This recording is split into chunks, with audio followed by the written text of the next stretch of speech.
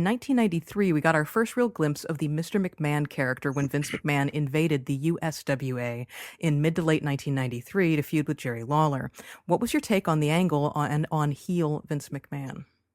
Oh, I loved it. And that's the thing. Vince had always wanted to be a heel. When Vince was first introduced to his father, Vince Sr., who he had not, which is such an odd sentence when you don't know the story, but yeah. He was a teenager at that point. He hadn't really met or known his father, but then all of a sudden he's thrown into that world, and Dr. Jerry Graham, the famous revolutionary, groundbreaking heel, was his favorite wrestler, and he always wanted to be a heel. He always wanted to be one of the boys. He always wanted to be a wrestler, and that's a really interesting idea.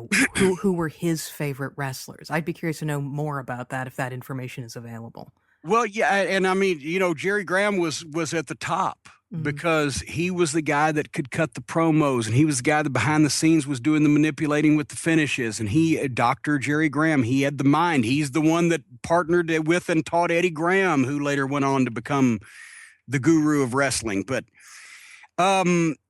so Vince, he thought at that point, by just doing this in Memphis, none of his WWF audience would ever know about it worldwide, and he could fulfill his, lifelong fantasies of being a heel. And of course, anytime that not only anybody was knocking Jerry Lawler on Memphis television, but also some goddamn asshole Yankee from the fucking North on Memphis TV being condescending and looking down on the fans there, it was perfect.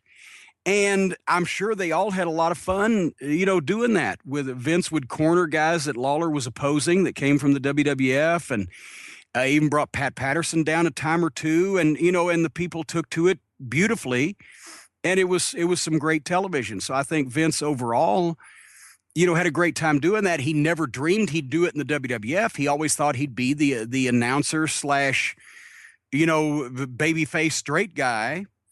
But after the thing with Brett and Shawn in Montreal, he still thought he was going to be the babyface. After the first few weeks, he realized he wasn't, and that's when he was able to draw on that practice he'd had in Memphis a few years earlier of being a fucking heel, and it was great. Vince is a great television performer.